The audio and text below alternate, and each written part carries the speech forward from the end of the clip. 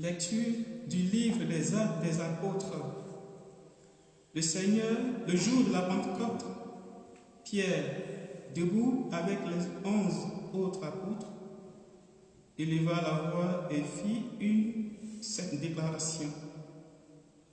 Vous, Juifs, et vous tous qui résidez à Jérusalem, sachez bien ceci.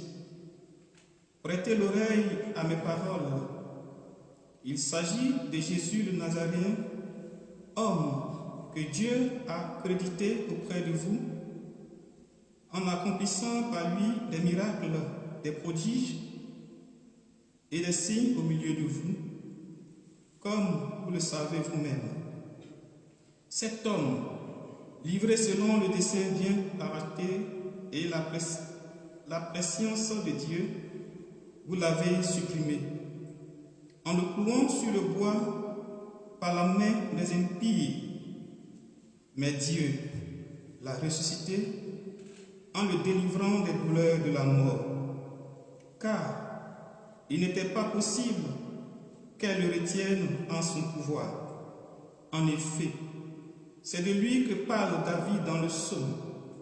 Je voyais le Seigneur devant moi sans relâche.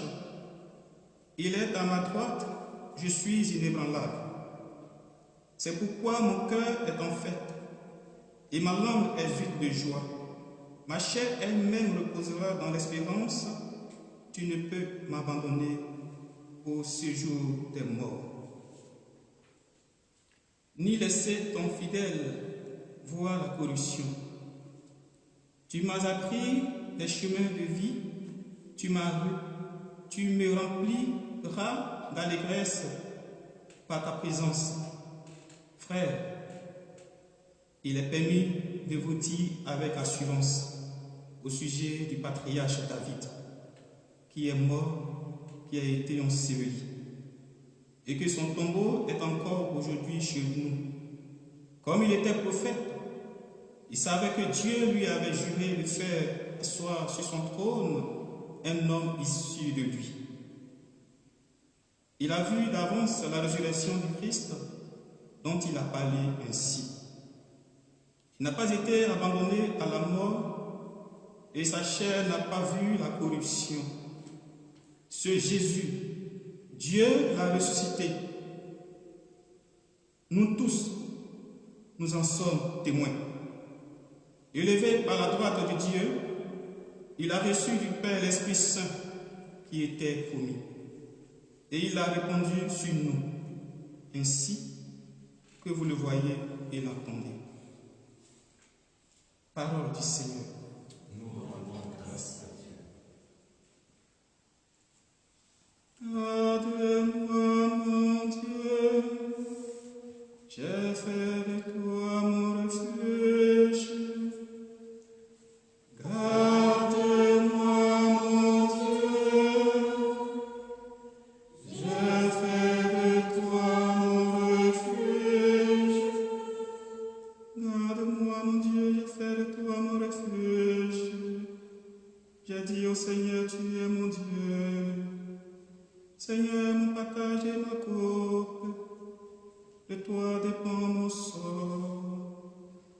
Garde-moi, mon Dieu, j'ai fait de toi mon refuge. Je bénis le Seigneur qui me conseille, même la nuit mon cœur m'avertit.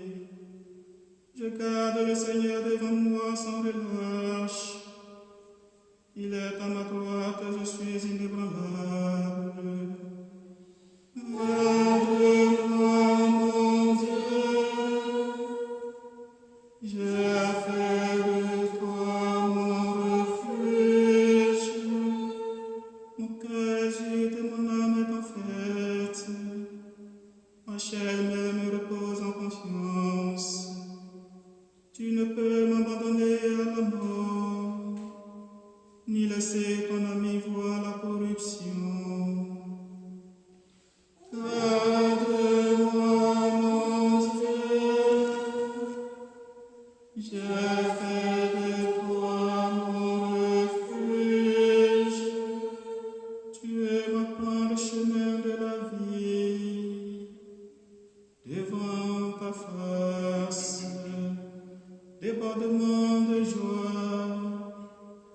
ta droite, éternité de délices. Garde-moi, mon Dieu, j'ai fait de toi mon refuge.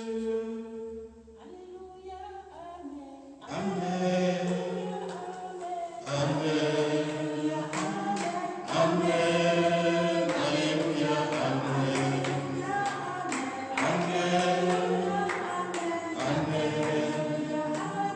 Amen. Alléluia. Amen. Voici le jour que fit le Seigneur, qu'il soit pour nous jour de fête et de joie. Alléluia, Amen.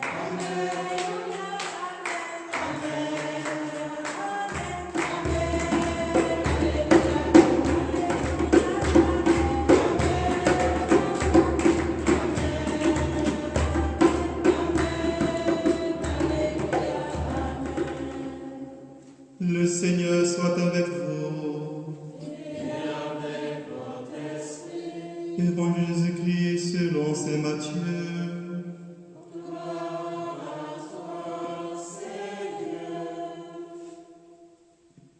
En ce temps-là, quand les femmes eurent entendu les paroles de l'ange, vite elles quittèrent le tombeau, remplies à la fois de crainte et d'une grande joie. Et elles coururent porter la nouvelle à ses disciples. Et voici que Jésus vint à leur rencontre et leur dit, « Je vous salue. » Elles s'approchèrent, lui saisirent les pieds et se prosternèrent devant lui. Alors Jésus leur dit, « Soyez sans crainte, allez annoncer à mes frères qui doivent se rendre en Galilée. C'est là qu'ils me verront. » Tandis qu'elles étaient en chemin, quelques-uns des gardes allaient en ville annoncer aux grands prêtres tout ce qui s'était passé. Ceux-ci, après s'être réunis avec les anciens et avoir tenu conseil, donnèrent aux soldats une forte somme d'argent en disant, « Voici ce que vous direz. Ces disciples sont venus voler le corps la nuit pendant que nous dormions. Et si tout cela vient aux oreilles du gouverneur, nous lui expliquerons la chose et nous vous éviterons tout ennui. » Les soldats prirent l'argent et suivirent les instructions. Et cette explication s'est propagée chez les Juifs jusqu'à aujourd'hui.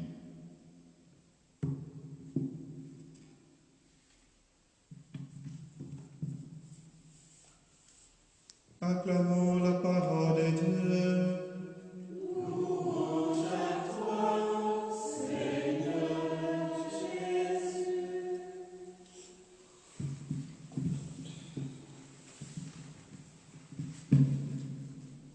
Paix et joie. Chers frères et sœurs, pendant ces 8 jours qui constituent l'octave de Pâques, nous sommes invités avant tout à la conscience, à la prise de conscience du fait de la résurrection de Christ et surtout au souvenir du baptême.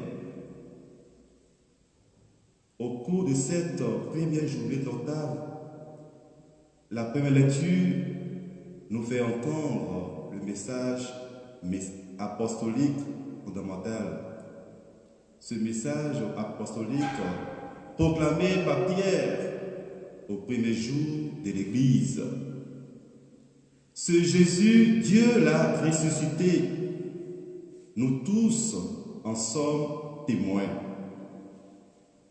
Et on constate justement que le dynamisme extraordinaire de l'Église des premiers temps vient tout entier de la conviction, de la foi qui animait les premiers croyants. Jésus est ressuscité. Jésus est vivant et Jésus est parmi nous. Oui, c'est la raison pour laquelle on lit les Actes des Apôtres en prolongement de la fête de Pâques, chers frères et sœurs. C'est le message de la foi et de l'expérience du témoignage de la mort et de la résurrection de Christ. Également, nous lirons pendant ce temps de l'octave des textes qui parleront de résurrection dans l'Évangile. À ce propos, l'évangile de ce jour tiré de Saint Matthieu nous informe que les femmes viennent de recevoir la première annonce de la résurrection. On nous dit tremblante et toute joyeuse, elle court porter la nouvelle aux disciples, comme l'ange le leur a ordonné. Et ces femmes, ce sont des amies de Jésus. Elles sont revenues au tombeau par amitié, comme nous au lendemain d'une sépulture d'être chair, pour faire une visite au cimetière. Et ce sont les mêmes, précisément, qui assistaient vendredi soir à l'ensevelissement de Jésus. Voilà qu'étant devant le tombeau, qu'un ange leur apparut et leur fit cette annonce. Vous cherchez Jésus, il n'est pas ici, car il est ressuscité comme il avait dit. Alors, elles quittèrent le tombeau rapidement, pleines de crainte. Mais ce n'est pas une crainte ordinaire. C'était, je peux dire, une sainte crainte, parce qu'elles avaient rencontré un être divin. Elles avaient rencontré l'ange, un ange qui est le messager de Dieu. Ainsi, pleines d'une grande joie, on les voit courir, porter la nouvelle aux disciples. Et c'est ce chemin qu'elles vont rencontrer Jésus. Et c'est lui qui prend l'initiative, chers frères et sœurs. C'est lui qui se présente à elles. Bonjour ou shalom, je vous salue. Il vient apaiser leurs craintes encore, comme pour les rassurer, chers frères et sœurs. Et le Seigneur ressuscité va confirmer les paroles de l'ange, ainsi que la mission que celle-ci avait à aller proclamer aux disciples. Allez annoncer à mes frères qu'ils doivent se rendre en Galilée. C'est là qu'ils me verront. On comprend bien que le Seigneur avait choisi ces femmes comme canal d'annonce de sa résurrection, parce que le Seigneur avait confiance en elles. Des femmes qui avaient bon cœur. On se souvient encore de Marie de Madeleine, elle qui avait versé ce parfum, ce beau parfum, très cher, sur les pieds du Seigneur. Alors, elles sont appelées à aller apporter cette nouvelle aux disciples. Mais on dit pendant qu'elles partaient apporter la nouvelle aux disciples, il y a aussi les soldats qui se sont mis en route pour aller aussi raconter ce qu'ils avaient vu.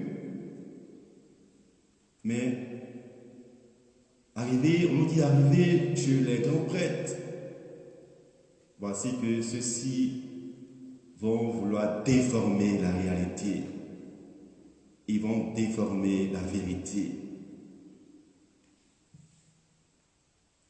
Ils vont essayer de faire croire aux uns et aux autres que le corps de Christ a été volé par ses disciples. Oui, chers frères et sœurs, voici comment l'homme refuse de reconnaître la réalité et la vérité. Mais le Seigneur, il nous invite, nous croyants, nous chrétiens, à accueillir cette bonne nouvelle de la résurrection. Et l'évangile de ce jour nous fait pressentir l'abîme qui sépare ces deux groupes de personnes. Les femmes joyeuses qui s'en vont porter la bonne nouvelle de la vie. Et les hommes, ces soldats, eux, qui s'enfoncent dans le trouble et les ténèbres du mensonge. Oui, chers frères et sœurs, ces deux expériences ne nous sont pas probablement étrangères, parce que les ténèbres vont tout chercher à habiter la lumière, mais sera inutile. C'est la lumière seule qui éclaire les ténèbres. C'est la vérité qui a toujours le devant sur le mensonge. Alors, on invite nous aussi, chers frères et sœurs,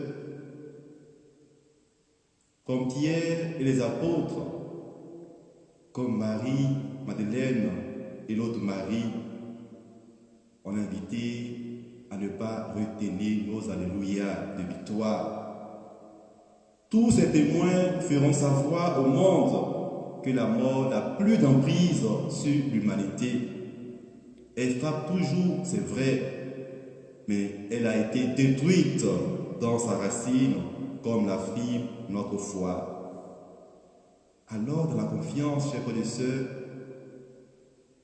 demandons à ce Jésus ressuscité qui vienne réellement habiter nos vies et que tous les ténèbres soient dissipés par sa lumière de résurrection, lui qui règne aujourd'hui et demain pour les siècles des siècles.